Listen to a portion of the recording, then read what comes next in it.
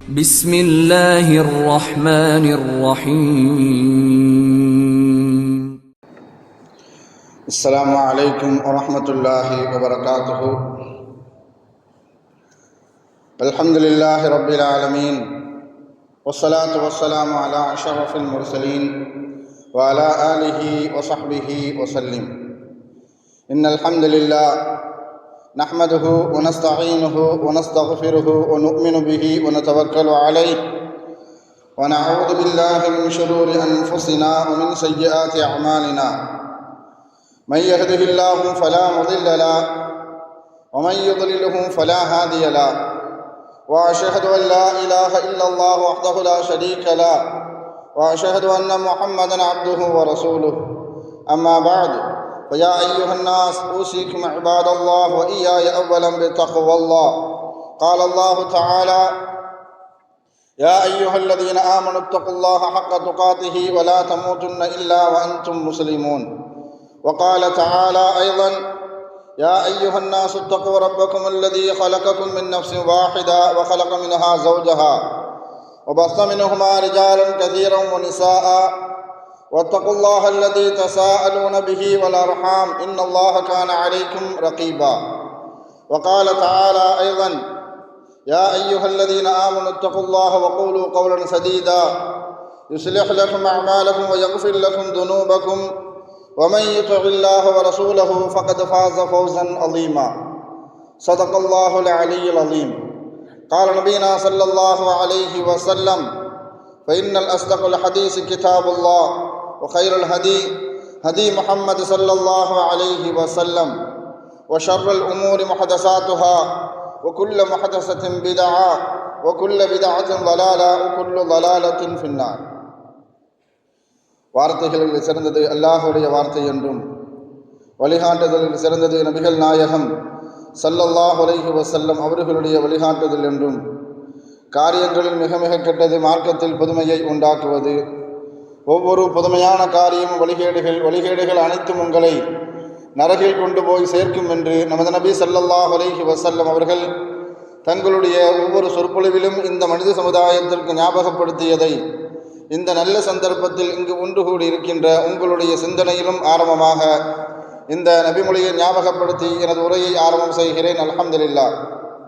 கண்ணியமானவர்களே, அல்லாஹ் நல்லடியார்களே, அல்லாஹு தாலா தன்னுடைய ஏகத்துவ கலிமாவை எத்தி வைப்பதற்காக வேண்டி இந்த உலகத்தில் எண்ணற்ற நபிமார்களையும் ரசூல்மார்களையும் அனுப்பி வைத்தான். அவர்கள் அனைவர்களுமே அல்லாஹுடைய கட்டளையின்படி அவரவர்களுக்கு அனுப்பப்பட்ட சமுதாய மக்களிடத்தில் அல்லாஹுடைய ஏகத்துவ கலிமாவை எத்தி வைத்தார்கள்.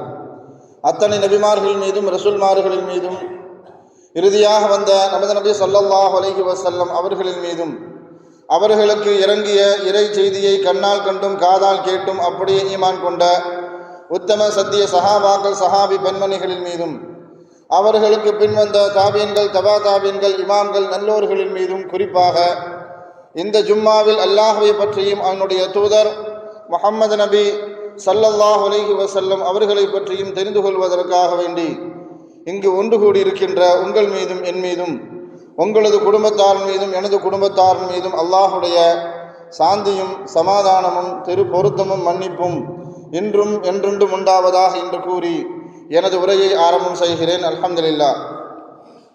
கண்ணியமானவர்களே, அல்லாஹ் நல்லடியார்களே, அல்லாஹுடைய மகத்தான ஒரு கிருபையினால் நாமெல்லாம் ஒரு கண்ணியமான பரக்கத் பொருந்திய ரஜப் மாதத்தில் இருந்து கொண்டிருக்கின்றோம். அதனிலும் அந்த ரஜப் மாதத்தினுடைய கடைசி ஜும்மாவில் நாமெல்லாம் இருந்து கொண்டிருக்கின்றோம். இந்த மாதத்தை பற்றி ஸல்லல்லாஹு அலைஹி வஸல்லம் அவர்கள் அதிகமான சிறப்புகளை பற்றி தன்னுடைய நபிமொழிகளின் மூலமாக நமக்கெல்லாம் தந்திருக்கின்றார்கள். அது மாத்திரமல்ல, இந்த மாதத்தில் பலவிதமான வரலாற்று நிகழ்வுகளும் நடந்திருக்கின்றது. இந்த மாதத்தில் தான் ஸல்லல்லாஹு அலைஹி வஸல்லம் அவர்கள் உஸ்மான் ரலியல்லாஹு தஆலா அன்ஹு அவர்களுடைய தலைமையில் முதலாக அபிசீனியாவின் பக்கம் ஒரு 80 பேர் கொண்ட குழுவை முதல் ஹிஜ்ரத்திற்காக வேண்டி ஸல்லல்லாஹு அலைஹி வஸல்லம் அவர்கள் அனுப்பி வைத்தது இந்த மாதத்தில் தான். இந்த மாதத்தில் தான் ஸல்லல்லாஹு அலைஹி வஸல்லம் அவர்கள் மிஅராஜுக்கு சென்று தொழுகையை பரிசாக இந்த உம்மத்திற்கு வாங்கி வந்த மாதம் இந்த மாதத்தில் தான் தபூக் போர் நடந்தது. இந்த மாதத்தில் தான் ஸல்லல்லாஹு அலைஹி வஸல்லம் அவர்களும் முஸ்லிம்களும் பைத்துல் முகத்தஸை நோக்கி 1.5 ஆண்டு காலம் தொழுது கொண்டிருந்த சமயத்தில் காபத்துல்லாவை நோக்கி தொழுகுங்கள் என்று குர்ஆனின் மூலமாக அல்லாஹு தஆலா வஹீயின் மூலமாக ஸல்லல்லாஹு அலைஹி வஸல்லம் அவர்களுக்கு கட்டளையிட்டது இந்த மாதத்தில் தான். மாத்திரமல்ல, பைத்துல் முகத்தஸ் வெற்றி கொள்ளப்பட்டதும் இந்த மாதத்தில் தான்.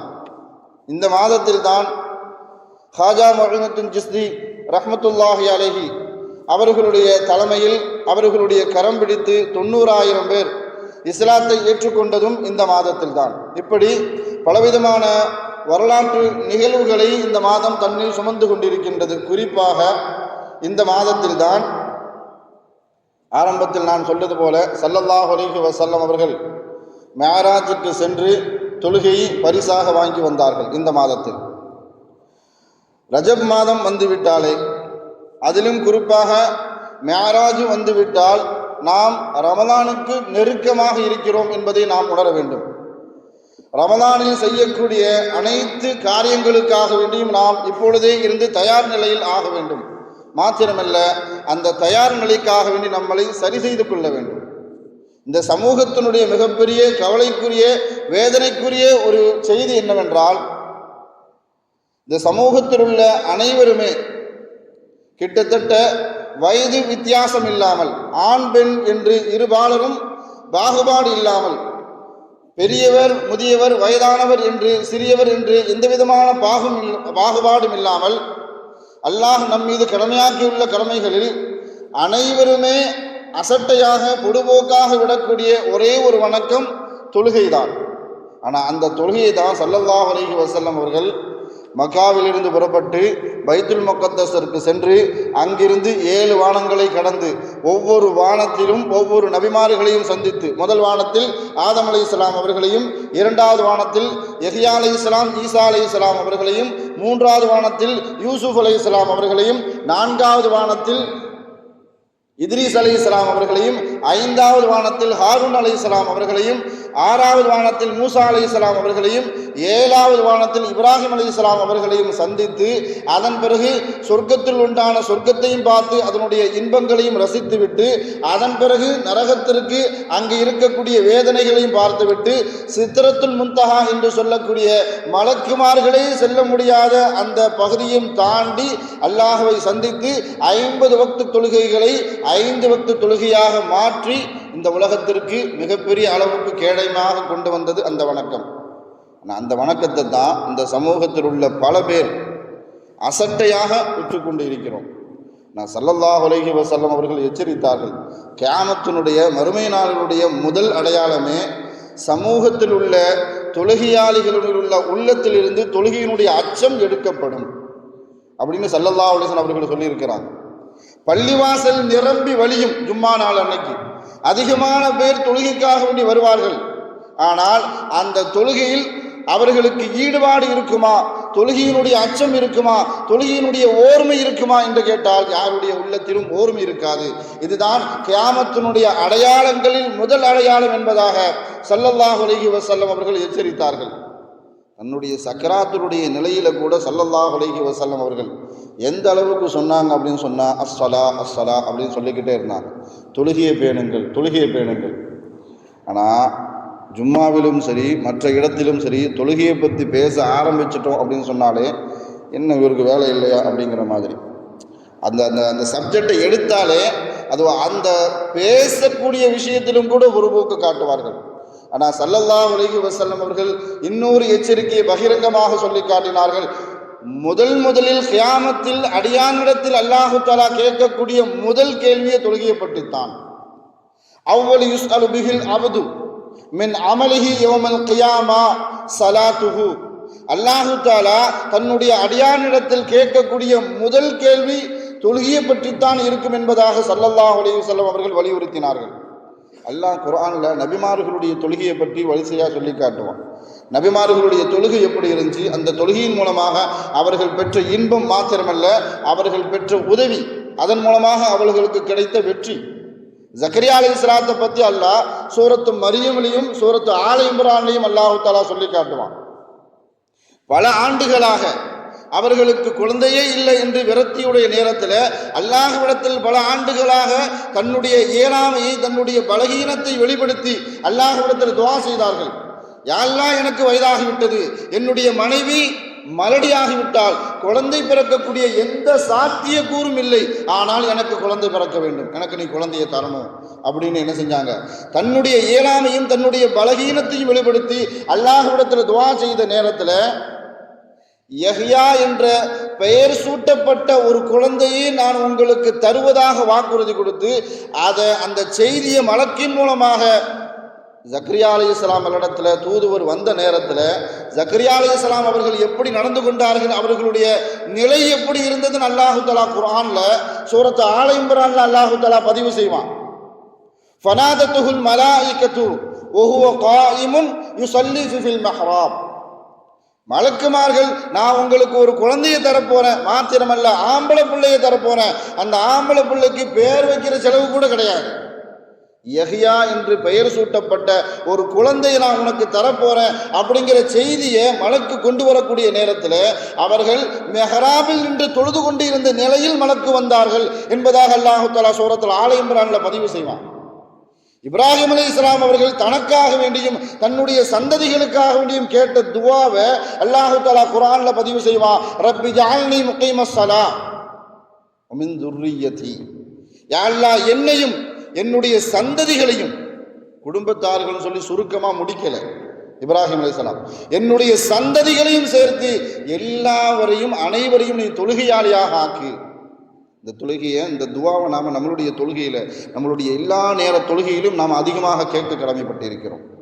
ஸல்லல்லாஹு அலைஹி வஸல்லம் அவர்களுக்கு ஏற்பட்ட எந்த துன்பமாக இருந்தாலும் சரி பள்ளிவாசலுக்கு தான் வருவாங்க.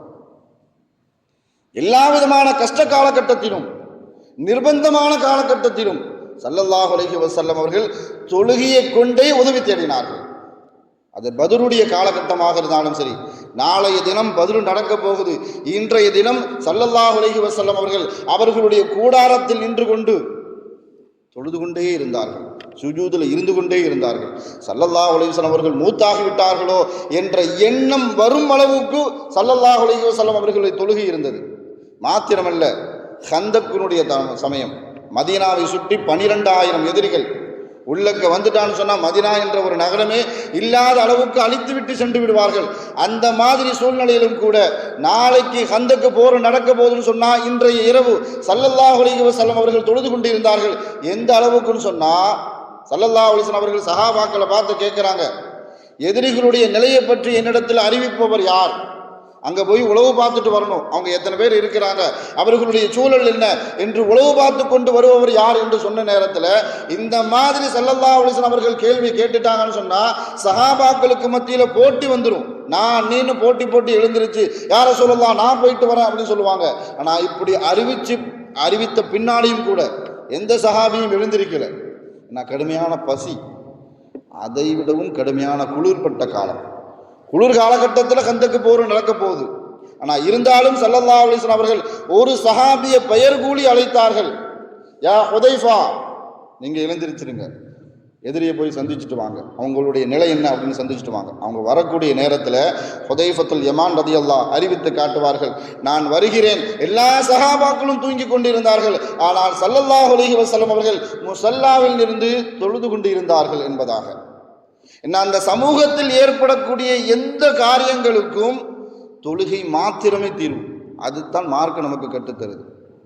பஞ்சகாலமாக இருக்கிறதா, மழை இல்லையா, மழைக்காக வேண்டி தொழுது அல்லாஹ்விடத்தில் உதவி தேடுங்க. கோள்களில் மாற்றம் ஏற்படுகிறதா, கிரகணத்தின் மூலமாக கோள்களில் மாற்றம் ஏற்படுகிறதா, சூரிய கிரகண தொழுகை, சந்திர கிரகண தொழுகை, அதன் மூலமாக அல்லாஹ்விடத்தில் பாதுகாப்பு தேடிக்கொள்ளுங்கள். ஏதாவது உங்களுக்கு தேவை, ஸலாத்துல் ஹாஜத், அந்த தொழுகையின் மூலமாக அல்லாஹ்விடத்தில் உதவி தேடுங்கள். இந்த காரியத்தை செய்யவா, அந்த காரியத்தை செய்யவா, எண்ணத்தில் குழப்பம் இருக்கிறது, ஸலாத்துல் இஸ்திகாரா, குழப்ப நேர தொழுகை, அதன் மூலமாக அல்லாஹ்விடத்தில் தீர்வு காணுங்கள். இதைத்தான் ஸல்லல்லாஹு அலைஹி வஸல்லம் அவர்கள் கற்றுத்தந்தார்கள். ஆனால் அவ்வளோ பெரிய ஆயுதத்தை நாம் கையில் வச்சுட்டு நாம் என்ன செய்கிறோம்? வெளியில் ஆயுதத்தை தேடிக்கிட்டு இருக்கிறோம். நம்ம இருக்கக்கூடிய மிகப்பெரிய பலகீனமே அதுதான். ஆனால் உலகம் முழுவதும் வாழக்கூடிய முஸ்லிம்கள் அவர்கள் மீது கடமையாக்கப்பட்ட எல்லா கடமைகளும் எப்படிப்பட்ட கடமைன்னு சொன்னால், சில கடமைகளை செய்வதற்கு மார்க்கம் அனுமதித்திருக்கிறது, சில கடமைகளில் செய்யாமல் இருப்பதற்கும் மார்க்கம் அனுமதித்திருக்கிறது. எல்லா கடமையான செயல்களையும் வணக்கங்களையும் எல்லா நேரத்திலுமே அவர்களுக்கு நினைவூட்டு கொண்டே இருக்க வேண்டும், செய்ய சொல்லி கட்டளையிட்டு கொண்டே இருக்க வேண்டும் என்றும் எந்த கடமையும் இல்லை, எந்த கடமையான வணக்கமும் இல்லை, தொழுகையை தவிர. ஜக்காத் இருக்குது, யார் மீது கடமை? அதற்குண்டான பொருளாதாரம் அளவு வந்துருச்சுன்னு சொன்னால் அவர் தான் ஜக்காத்து கொடுக்கணும். எல்லாரும் ஜக்காத்து கொடுக்கணுமா? தேவையில்லை. ஹஜ்ஜு செய்யணும், யாரு செய்யணும்? பொருளாதார வசதி, உடல் ஆரோக்கியம் யாருக்கு இருக்கிறதோ அவர்கள் தான் செய்யணும். பொருளாதாரம் இருக்கிறது, உடல் ஆரோக்கியம் இல்லை, ஹஜ்ஜு கடமை இல்லை. உடல் ஆரோக்கியம் இருக்குது, பொருளாதாரம் இல்லை, ஹஜ்ஜு கடமை இல்லை. நோன்பு பிடிக்கணும், யாரு பிடிக்கணும்? அதற்குண்டான கடமை உடையவர்கள். யாருக்கு நோய்வாய்ப்பட்டு இருக்கிறார்களோ அதற்குண்டான கஃபாராவை கொடுத்துவிட்டு, அதற்குண்டான நிவர்த்தியை கொடுத்துவிட்டு நோன்பு விடுறதுக்கு மார்க்கம் அனுமதிக்கிறது. பிரயாணத்தில் இருக்கிறாங்க, பிரயாணத்தை முடிச்சதுக்கு அப்புறம் அவங்க நோன்பு பிடிக்கிறதுக்கு மார்க்கம் வழிகாட்டுகிறது. இப்படி ஒவ்வொருவான கடமையான காரியத்திலும் மார்க்கம் ஒரு நிபந்தனையுடன் கூடிய ஒரு ஷருத்தை வச்சுட்டு அவர்களுக்கு அனுமதி கொடுக்கிறது. ஆனால் தொழுகை அப்படி இல்லை. நீ நோம்பாளியாக இருந்தாலும் தொழணும், நோன்பு இல்லாட்டாலும் தொழணும், உடல் ஆரோக்கியமாக இருந்தாலும் தொழணும், நோயாளியாக இருந்தாலும் தொழணும். அரசனும் தொழ வேண்டும், ஆண்டியும் தொழ வேண்டும், ஆட்சியாளரும் தொழ வேண்டும், ஆட்சிக்குட்பட்ட மக்களும் தொழ வேண்டும், தொழிலாளியும் தொழ வேண்டும், முதலாளியும் தொழ வேண்டும். மாத்திரமல்ல, பெரியவர்களும் தொழணும், வாலிபர்களும் தொழணும், ஆண்களும் தொழணும், பெண்களும் தொழணும். எனக்கு கண்ணு தெரியல தொழணும், வயிறு சரியில்லை தொழணும். எல்லா காரியத்திற்கும் இதற்கு அனுமதியே கிடையாது. இன்னும் சொல்ல போனா அல்லாஹ் போர் நேர தொழுகையை பற்றி அல்லாஹ் வலியுறுத்துவான். அது சொல்லும் போது அல்லாஹ் எப்படிப்பட்ட வார்த்தையை பயன்படுத்துவான்னு சொன்னா, வத்தல்லதீன கஃபரு லவ் தக்ஃபுலூன அன் அஸ்லிஹத்திக்கும் வ அம்திஅத்திக்கும். யா ரசூலல்லாஹ், நீங்க கொஞ்ச நேரம் கவனக்குறைவா இருந்தா போதும், கொஞ்ச நேரம் கவனக்குறைவு. போர் காலகட்டத்தில் போரில் இருக்கும் பொழுது மக்களுடைய நிலை எப்படி இருக்கும்? நாம நினைப்போம் கொஞ்சம் அசர மாட்டானா தூக்கிடலாம் அப்படின்னா எல்லா எதிரிகளுமே என்ன செய்வாங்க? யோசிப்பாங்க. அதே வார்த்தை அல்லாஹு தஆலா சூரத்துல் நிசாவுல பயன்படுத்துவான். வத்தல்லதீன கஃபரு, யா ரசூலல்லாஹ், அவர்கள் விரும்புகிறார்கள். எப்படி விரும்புகிறாங்கன்னு சொன்னா, நீங்க கொஞ்ச நேரம் ஆயுதத்தை கீழே வைக்க மாட்டீங்களா? போர் சாமான்களை கீழே வைக்க மாட்டீங்களா? உங்களை முழுமையாக அழித்து விடுவதற்குத்தான் விரும்புகிறார்கள் அப்படின்னு சொன்னா கூட நீங்க தொழாம இருங்கன்னு சொல்லல. அப்படி இருந்தாலும் தொழணும், போர்ல இருந்தாலும் தொழணும், கடலில் இருந்தாலும், பறந்து கொண்டு இருந்தாலும், எந்த நிலையில் இருந்தாலும் நீங்கள் தொழணும். ஏன்னு சொன்னா அல்லாஹ் தொடர்ச்சியா பேசும்போது சொல்லி காட்டுவான், இன்ன ஸலாத்த கானத் அலல் முஃமினீன கிதாபம் மௌகூதா. தொழுகை என்பது மூமின்கள் மீது கடமையாக்கப்பட்ட ஒரு வணக்கம். அது அந்தந்த நேரத்தில் என்ன செஞ்சணும்? யாராக இருந்தாலும் தொழுதே ஆக வேண்டும். அதுல யாருக்கும் எந்த அனுமதியும் இல்லை. ரெண்டு பேருக்கு மட்டும் அனுமதி. மார்க்க அதையும் சொல்லி காட்டு. தொழுகை யாரு விடலாம்? ரெண்டு பேருக்கு. ஒன்னு மையத்தா இருக்கணும் அல்லது பைத்தியக்காரனா இருக்கணும். நாம சிந்திச்சு பார்க்கணும், நாம மையத்தா பைத்தியக்காரனா? யாரெல்லாம் தொழுகையை விட்டு கொண்டு இருக்கிறார்களோ அவர்கள் யோசித்து பார்க்கணும், நான் பைத்தியமா அல்லது மையித்தா? மார்க்கம் அனுமதி கொடுக்கிறது ரெண்டு பேருக்கு. மையித்தாக இருந்தால் உனக்கு தொழுகை கடமை இல்லை, பைத்தியமாக இருந்தால் உனக்கு தொழுகை கடமை இல்லை. அப்படி இல்லைன்னு சொன்னா நீ சுய புத்தியோடு இருந்து முடமாக இருந்தாலும் உனக்கு பாதி உடம்பு தான் இருக்குது, தொழுதே ஆக வேண்டும். மார்க் அப்படித்தான் சொல்லுது. என்ன, கண்ணு தெரியாத சஹாபி அப்துல்லா இப்னு மக்தூம் ரலியல்லாஹு, யா ரசூலல்லாஹ், எனக்கு கண்ணு தெரியல, என்னை கூப்பிட்டு வர்றதுக்கு ஆள் இல்லை, நான் பள்ளிவாசலுக்கு வந்து தொழணுமா வேண்டாமான்னு கேட்கல, பள்ளிவாசலுக்கு வரணுமா வேண்டாமா, அதுதான் அவர்களுடைய கேள்வியே. இல்லை, நீங்கள் வீட்டிலேயே தொழுதுக்க. வீட்டிலேயே தொழுகிறதுக்கு அப்துல்லா இப்னு உம்மி மக்தூம் ரலியல்லாஹு ஸல்லல்லாஹு அலைஹி வஸல்லம் அவர்கள் அனுமதி கொடுத்துட்டாங்க. அப்புறம் கூப்பிட வர்றாங்க. கூப்பிட விட்டு வாங்க சொல்கிறது உங்கள் காதில் கேட்குதான்னு கேட்குறாங்க. கேட்குது. அப்போ நீங்கள் என்ன செய்யணும்? ஆளே இல்லாட்டாலும் தத்தியாவது என்ன செஞ்சிடணும்? பள்ளிவாசலுக்கு வந்து தொழணும். இப்போ அப்துல்லா இப்னு உம்மி மக்தூம் ரலியல்லாஹு அவர்களுக்கே அந்த கட்டளை அப்படின்னு சொன்னால், உடல் ஆரோக்கியமாக இருக்கக்கூடிய நாமெல்லாம் என்ன செய்யணும்? 5 பக்கமும் கேட்குற மாதிரி மைக்கு, 5 பக்கமும் கேட்குற மாதிரி ஸ்பீக்கரை வச்சு ஊர் ஃபுல்லும் கேட்குற மாதிரி மைக்கு, நம்மளுடைய சிந்தனையை சிந்திச்சு பார்க்கணும். நான் ஜப்பானை பற்றி சொல்லுவாங்க ஒரு வரலாறு. ஹிரோஷிமா நாகசாக்கி 2 நகரத்தையுமே அணுகுண்டு போட்டு என்ன செஞ்சிட்டாங்க, பிறக்கக்கூடிய குழந்தைகள் எல்லாம் முடமாக பிறக்க வேண்டும், நோயாளியாக பிறக்க வேண்டும். அப்படிப்பட்ட சூழலில் எரியப்பட்ட அந்த குண்டு இதுவரைக்கும் அதனுடைய தாக்கம், அதையெல்லாம் தாண்டி அந்த மக்களுடைய உழைப்பு, எல்லாத்தையும் தாண்டி வல்லரசு நாடுகளுக்கு இணையாக அவர்களுடைய உழைப்பு, அவர்களுடைய சிந்தனை, அவர்களுடைய எல்லா விஷயமான காரியத்திலும் ஈடுபாடு, உலக நாடுகளுக்கு ஈடாக அவர்களுடைய முன்னேற்றம் அந்த அளவுக்கு வந்துருச்சு. நான் சமீபத்தினுடைய ஒரு அறிக்கை, ஆய்வறிக்கை, ஜப்பானியர்கள் அதிகமாக தற்கொலை செய்து கொண்டு இருக்கிறார்கள் அப்படின்னு. ஏன் அவர்கள் தற்கொலை செய்கிறாங்க அப்படின்னு சொன்னா, அவர்கள் ஒரு சின்ன விஷயத்தை கூட தாங்கிக் கொள்றதில்லை. ஒரு சின்ன பதட்டம் அப்படி வந்துருச்சுன்னு சொன்னா அதை சமாளித்து போகக்கூடிய அளவுக்கு தெம்பு இருக்கிறதா இப்ப இருக்கக்கூடிய ஜப்பானியர்கள்ட்ட அப்படின்னு கேட்டா, அதை சமாளிக்க முடியாம தற்கொலை செய்கிறார்கள். அல்லாஹ் குர்ஆன்ல சொல்லி காட்டுவான் இப்படிப்பட்டவர்களை பத்தி. அவர்கள் எப்படிப்பட்டவர்கள் என்றால், சிறு பதட்டத்தை கூட தாங்கிக் கொள்ள மாட்டார்கள். இன்னல் இன்சான ஹுலிக்க அலூஹா, மக்கள் மனிதனால் நான் எப்படி படைச்சிருக்கிறேன் அப்படின்னு சொன்னா, பதட்டக்காரனாகவே நான் அவனை படைச்சிருக்கிறேன். இதா மஸ்ஸஹு ஷர்ரு ஜஸூஆ, அவனுக்கு ஏதாவது தீங்கு ஏற்பட்டு விட்டால் அப்படி பதட்டம் அடைந்து விடுகிறான், அதை விட்டு தப்பிக்கிறதுக்கு வழி தெரியல அவனுக்கு. ஒய்தா மஸ்ஸஹுல் ஹைரு மனுஆ, அவனுக்கு ஏதாவது நன்மையான காரியம் ஏற்பட்டு விட்டால் அதை நன்றி செலுத்தி அதை ஏற்றுக்கொள்ளாமல், தர்மம் செய்து அதற்கு நன்றி செலுத்தாமல், தர்மம் செய்யாமல் தன்னுடைய பொருளாதாரத்தை தடுத்து வைத்துக் கொள்கிறான். இல்லல் முசல்லீன் அப்படின்னு சொல்லுவாங்க. தொழுகையாளிகளை தவிர அவர்களுக்கு பதட்டம் ஏற்படாது, அவர்களுக்கு பதட்டம் ஏற்படாது, உள்ளத்தில் கஞ்சத்தனம் ஏற்படாது. அப்படிப்பட்டவர்களை தவிர அப்படின்னு அல்லாஹு தஆலா தொழுகையாளிகளை குறிப்பாக்குவான். அலி ரலியல்லாஹு தஆலா அவர்களிடத்தில் ஒரு கேள்வி கேட்கப்படுது, உலகத்திலேயே பலமான படைப்பு, சக்தி வாய்ந்த படைப்பு எது அப்படின்னு. அலி ரலியல்லாஹு தஆலா அவர்கள் சொல்லி காட்டினார்கள், மலைதான் பலமான படைப்பு, சக்தி வாய்ந்த படைப்பு. ஏன்னா பூமியை படைத்த ஆரம்பத்தில் பூமி அங்க இங்கே ஆடிக்கிட்டே இருந்துச்சு. அது அசையாமல் இருப்பதற்கு அல்லாஹு தஆலா அங்காங்க என்ன செஞ்சான், மலைகளை நிறுவினான். அதுதான் பலமான படைப்பு, சக்தி வாய்ந்த படைப்பு. அப்போ மலை தான் பலமா அப்படின்னு கேட்குறாங்க. இல்லை, இரும்பு தான் அதை விடவும் பலம் அப்படின்னு சொன்னாங்க. ஏன்னா அந்த மலையை கூட துகள் துகளாக என்ன செஞ்சிடும், இரும்பு ஆக்கிவிடும். அப்போ இரும்பு தான் அதிகமான சக்தி வாய்ந்த படைப்பு அப்படின்னு சொல்றாங்க. அலி ரலியல்லாஹு தஆலா அவர்கள்ட்ட கேட்குறாங்க, அப்போ இரும்பு தான் அதிகம் சக்தி வாய்ந்த படைப்பா? இல்லை, நெருப்பு. இந்த நெருப்பு நினைச்சதுன்னு சொன்னா இரும்பு தன்னுடைய இஷ்டத்திற்கு தகுந்தவாறு எப்படி வேண்டுமானாலும் வளைத்து கொள்ளும். அதனால நெருப்பு தான் சக்தி வாய்ந்த படைப்பு. நெருப்பு தான் சக்தி வாய்ந்த படைப்பா அப்படின்னு கேட்கும் பொழுது, இல்லை இல்லை, தண்ணீர் தான், அந்த நெருப்பையும் தண்ணீர் அடைத்து விடும் அப்படின்னு. அப்போ தண்ணி தான் சக்தி வாய்ந்த படைப்பா அப்படின்னு கேட்கும் பொழுது, இல்லை இல்லை, ஏன்னா தண்ணீரை சுமந்து வரக்கூடிய மேகங்களை காற்று தான் தன்னுடைய இஷ்டத்துக்கு ஆட்டி வைக்கும். எந்த இடத்துக்கு ஒரு போகல் அப்படி மழை பெஞ்சிட்டு என்ன செஞ்சிடும், போயிட்டே இருக்கும். கடல்ல கொந்தளிப்பு காற்றின் மூலமாக ஏற்படும்.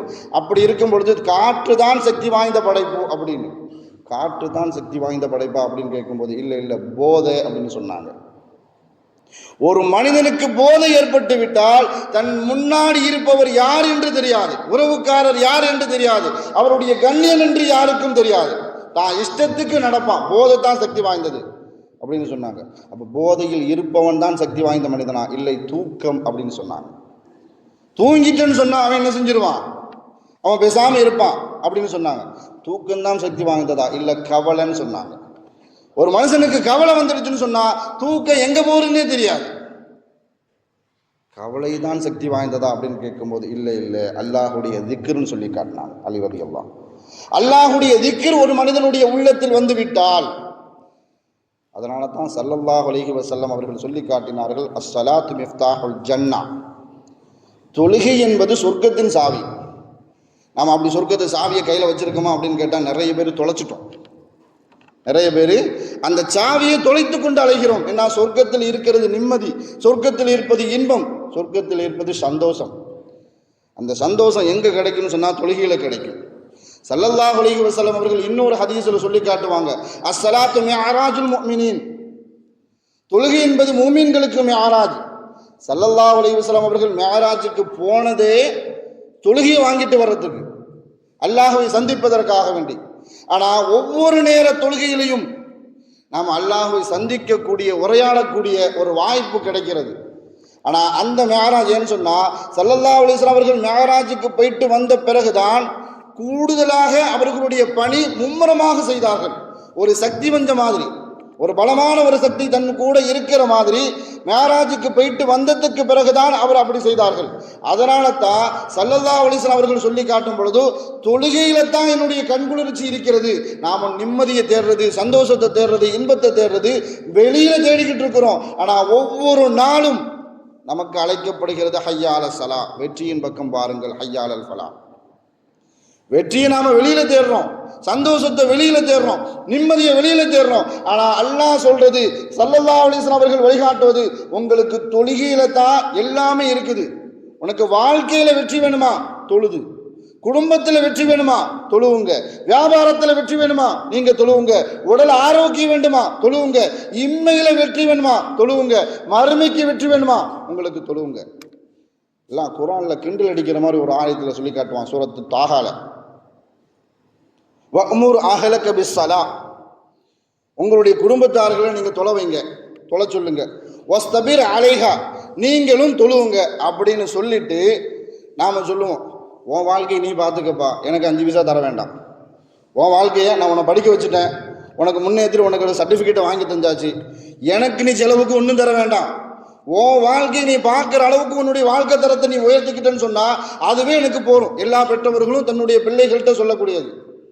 அதே மாதிரி ஒரு வார்த்தை எல்லாம் சொல்லி காட்டுவான், வஅமுர் அஹ்லக பிஸ்ஸலா, உன்னுடைய குடும்பத்தார்களை தொலை வைங்க, வஸ்தபிர் அலைஹா, நீங்களும் அதில் விஸ்தரப்படுத்தி உறுதியாக இருங்க, லா நஸ்அலுக ரிஸ்கா, எனக்கு ஒன்று வேண்டாம், எனக்கு நீ 5 காசு தர வேண்டாம், ஆனா அப்படின்னு சொல்லிட்டு அல்லாஹ் சொல்றான், நஹனு நர்சுகு, நான் தரேன் அப்படின்னு சொல்றான். நீ எனக்கு எதுவும் தர வேண்டாம், ஆனா நான் உனக்கு தரேன். ரிஸ்க்குன்னு சொன்ன உடனே நமக்கு வரதுக்குள்ள சாப்பாடு பொருளாதாரம் மட்டும்தான் என்ன செய்யுது, நமக்கு ஞாபகத்துக்கு வருது. ஒவ்வொருவருக்கும் ரிஸ்க் என்பது அவர்களுடைய தராதாரத்தை பொறுத்து. ஒருவருக்கு பதவி ஏற்படலாம், ஒருவருக்கு ஆரோக்கியம் தேவை, ஒருவருக்கு பணம் தேவை, ஒருவருக்கு கவலை நீங்கணும். ஒவ்வொரு ஆளை பொறுத்தும் அது என்ன செய்யணும், மாறுபட்டு கொண்டே இருக்கும். ஆனால் நம்மளுடைய நிலைமை என்னன்னு சொன்னால், அல்லாஹ் முதல்ல சொல்லும் போது வஅமுர் அஹ்லக பிஸ்ஸலா, உன்னுடைய குடும்பத்தார்கள் என்ன செய்யுங்க, தொலைவீங்க.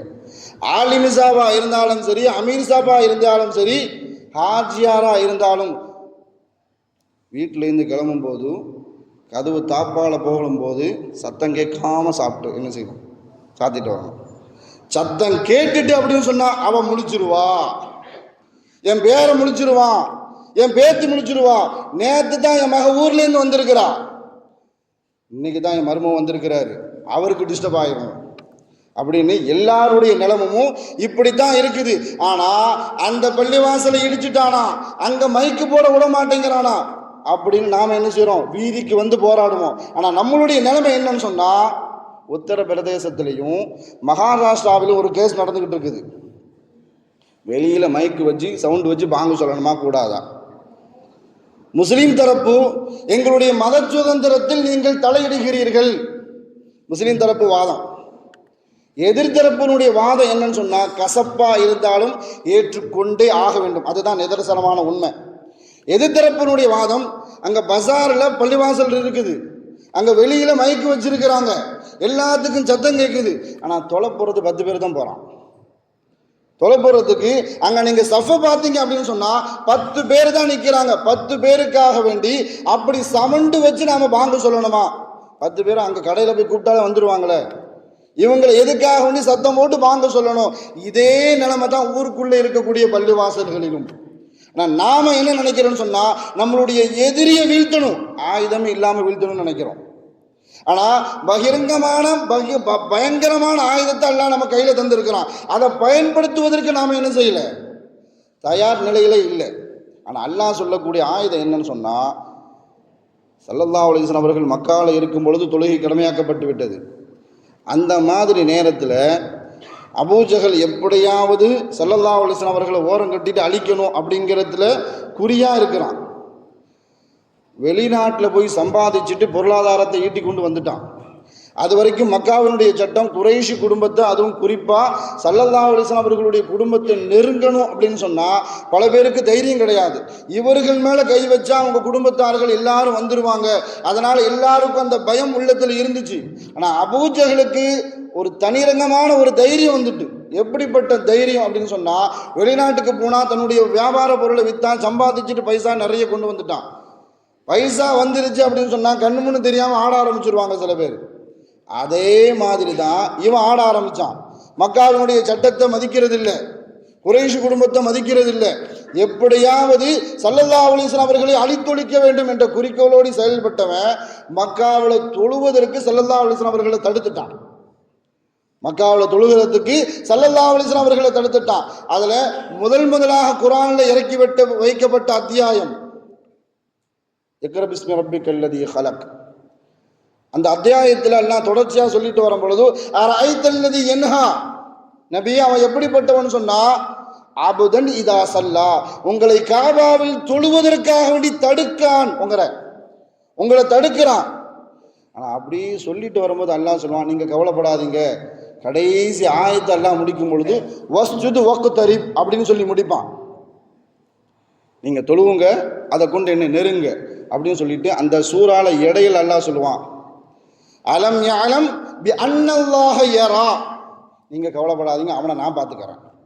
அல்லாஹ் சொல்லக்கூடிய ஒரே ஒரு வார்த்தை தான், நீங்கள் காபால போய் தொழுகிறதுக்கு உங்களை அவன் தடுக்கிறான், நீங்கள் கவலைப்படாதீங்க, நீங்கள் தொழுவுங்க, அதன் மூலமாக என்னை நெருங்குங்க, அவனை நான் பார்த்துக்கிறேன். இதுதான் அல்லாஹ் கொடுக்கக்கூடிய வாய்க்கு. சுபூக்கு வாங்க, மொத்த பாதுகாப்பையும் நான் எடுத்துக்கிறேன் அப்படிங்கிறான். நம்மளுடைய விஷயம் என்னன்னு சொன்னால், அங்கங்கே எங்காவது துன்பம் ஏற்பட்டு விட்டால் சஹாபாக்களுடைய நிலைமையும் சஹாபாக்களுடைய கவலையும், அதற்கு பின்னாடி வந்து தாபீன்களுடைய கவலை என்னன்னு சொன்னால், எனக்கு ஏதாவது துன்பம் ஏற்பட்டால் என்னை விசாரிப்பதற்காக வேண்டி என்னுடைய குடும்பத்தார்கள்லாம் வராங்க. நான் ஒரு வக்து தொழுகை விட்டுட்டேன்னு சொன்னால் யாரும் வந்து என்னை கேட்க மாட்டேங்கிறாங்க, ஒரு வக்து தொழுகை போயிருச்சு அப்படின்னு கவலை விசாரிக்கிறதுக்கு யாருமே இல்லை.